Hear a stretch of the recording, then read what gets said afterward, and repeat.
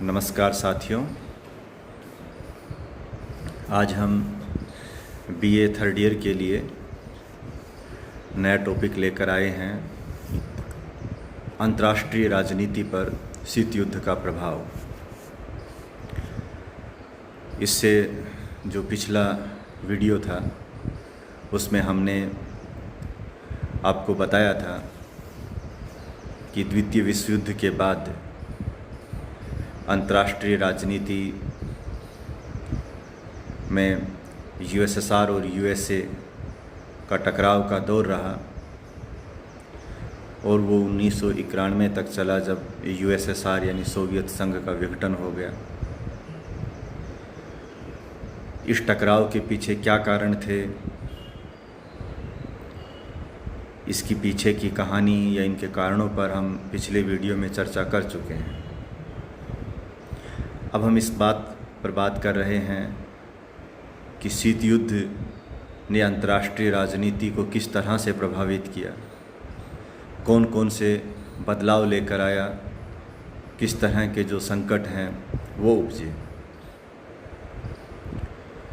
तो सबसे पहले तो शीत युद्ध के बाद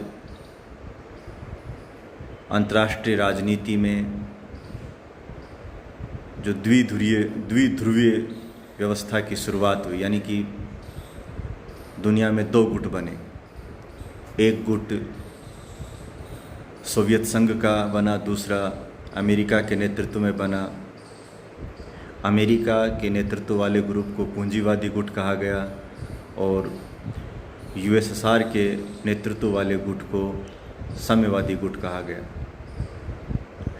और दोनों गुटों की कोशिश थी कि वो अंतर्राष्ट्रीय राजनीति में अपना प्रभुत्व जमाएं, अपनी विचारधारा को मान्यता दिलाएं।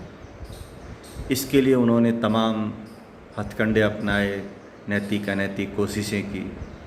तो पहला जो प्रभाव पड़ा शीत युद्ध का अंतर्राष्ट्रीय राजनीति में, तो अंतर्राष्ट्रीय राजनीति गुटीय राजनीति के रास्ते पर निकल गई और उस समय दो गुट उभरे, जिनके इर्द गिर्द दूसरे देश सिमटते चले गए। जो देश उन गुटों से नहीं जुटा या उन्हें लगा कि कोई भी देश अभी आज़ाद हुआ है और वो किधर भी जा सकता है, तो ऐसे देशों में सैन्य हस्तक्षेप भी हुए। तो ये भी एक अंतर्राष्ट्रीय राजनीति में शीत युद्ध का प्रभाव था कि जो नवोदित राष्ट्र थे उनके सामने भी एक धर्म संकट खड़ा हो गया था और उसमें भी जो उभरा जा रहा था, जो सैन्य हस्तक्षेप है, इंटरफेयर है, उसकी संभावनाएं बन रही थी और काफ़ी देशों में हुआ भी।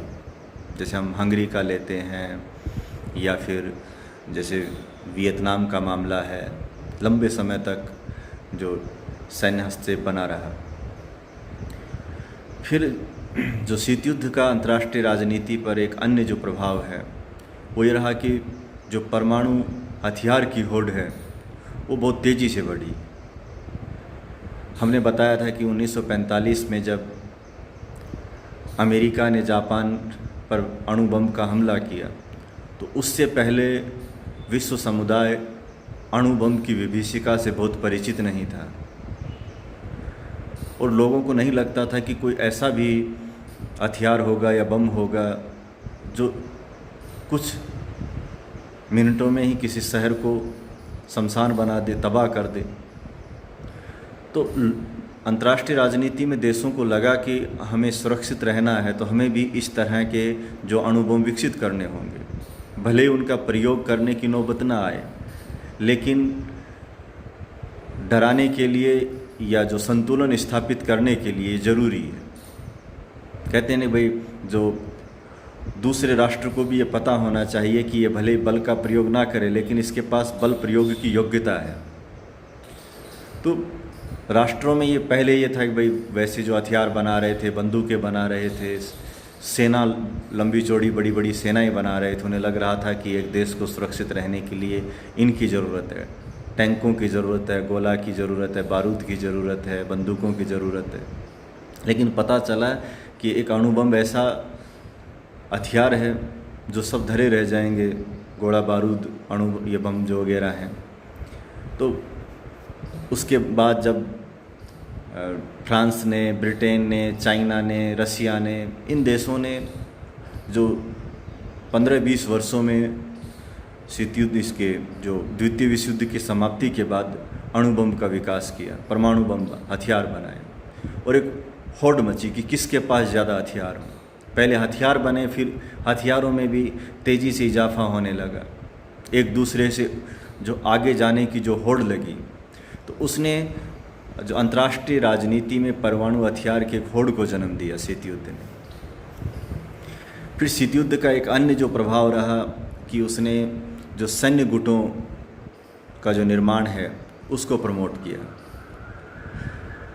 1949 में जो पूंजीवादी गुट अमेरिकी नेतृत्व में, उन्होंने नाटो का निर्माण किया, वो नाटो आज तक भी अस्तित्व में है। उसके बाद 1954-55 के आसपास जो साम्यवादी गुट ने वारसा पैक्ट बनाया। उसके बाद और भी जैसे सीटो, सेंटो, ऐसे जो क्षेत्रीय जो सैन्य संगठन भी बने। तो ये एक तरह से जो अंतर्राष्ट्रीय राजनीति में सुरक्षा के नए तरीके ईजाद हुए कि भाई हमारे गुट के जो भी देश हैं उनकी सुरक्षा हम इन सैन्य गुटों के जरिए तय करेंगे। तो एक गुटीय राजनीति और जो सैन्य गुटों का निर्माण है उसको भी प्रोत्साहन मिला। अंतर्राष्ट्रीय राजनीति में शीत युद्ध का एक बड़ा प्रभाव ये रहा कि इस दौरान यूएनओ है वो बहुत अधिक प्रभाव नहीं छोड़ पाया, और यही वजह है कि जो यूएनओ की सुरक्षा परिषद की कार्रवाई होती है दुनिया में शांति और व्यवस्था की स्थापना की, उसके प्रयोग करने की परिस्थितियाँ ही नहीं बन पाई। और जब यूएनओ की भूमिका कमज़ोर हुई तब सैन्य जो गुट हैं उन्होंने उसका काम करना शुरू कर दिया। अब सवाल उठता है कि यूएनओ निष्प्रभ कैसे हुआ। तो यूएनओ की सुरक्षा परिषद जो अंग है यूएनओ का, उसमें जो स्थायी सदस्य हैं उसमें रसिया भी था, अमेरिका भी था। तो इन्होंने यूएनओ को पंगु बना दिया, यानी कि वीटो पावर होती है तो रसिया ने बहुत बार वीटो का प्रयोग किया उस दौरान, और अमेरिकी नेतृत्व में जो काम हो रहे थे या जो कोई प्रस्ताव लाना चाहते थे उनको नहीं लाने दिया। तो कुल मिला के जो वीटो का गणित है उसमें यूएनओ की कार्रवाई उलझती रही, और यूएनओ अंतर्राष्ट्रीय जो समुदाय के लिए उस दौरान कोई बहुत बड़ा काम नहीं कर पाया। हाँ, ये ज़रूर है कि साम्राज्यवाद, उपनिवेशवाद, रंग भेद, इनके खिलाफ प्रस्ताव आए, लेकिन वो दौर यूएनओ की कमज़ोर कार्यशैली का दौर माना जाता है। इसका एक अन्य जो प्रभाव रहा है शीत युद्ध का अंतर्राष्ट्रीय राजनीति पर, कि इस दौरान गुट निरपेक्ष आंदोलनों का अभ्युदय हुआ। गुट निरपेक्ष आंदोलन जो है, जब 1945 के बाद दुनिया की जो व्यवस्था उसमें बड़ा बदलाव आया। ब्रिटेन जो पहले बहुत पावरफुल स्थिति में था, अचानक अमेरिका प्रभावी भूमिका में आ गया। अमेरिका खुद किसी ज़माने में ब्रिटेन को उपनिवेश रहा था, और एक जो अटलांटिक चार्टर की बात हम पढ़ेंगे जो 1942 में हुआ था, तो इसमें ये तय हुआ कि भाई जिन जिन देशों ने उपनिवेश अपने स्थापित कर रखे हैं, बना रखे हैं, तो उनको वो मुक्त करेंगे। और ये केवल ब्रिटेन के मामले में ही नहीं था। भाई भारत तो ब्रिटेन का जो एक तरह से उपनिवेश था, लेकिन यूरोप में बहुत सी औपनिवेशिक शक्तियाँ थी जिन्होंने अलग अलग जगह अपना उपनिवेश स्थापित कर रखे थे। तो उन सबको ही अपने उपनिवेश को मुक्त करना था, उन्हें आज़ाद करना था, छोड़ना था। तो जब औपनिवेशिक शक्तियाँ चली गई 1945 के बाद, धीरे धीरे आने वाले 5-4 वर्षों में जो बहुत से देश अफ्रीका महाद्वीप से, एशिया से, लैटिन अमेरिका से जब आज़ाद हुए, औपनिवेशिक शक्तियों से मुक्त हुए, तो उसके बाद वहाँ इस बात की होड़ मची कि यूएसएसआर ने चाहा कि भाई वहाँ साम्यवादी विचारधारा के लोग सत्ता में आएं और साम्यवादी विचारधारा को वहाँ प्रोत्साहन मिले। इसी तरह की होड़ अमेरिका चाहता था कि भाई वहाँ पूंजीवादी गुट है वो सत्ता में आए और वो जो पूंजीवादी व्यवस्था है उसको अपनाए। तो विकासशील देशों के सामने एक गहरा संकट था, जो अभी अभी आज़ाद हुए थे।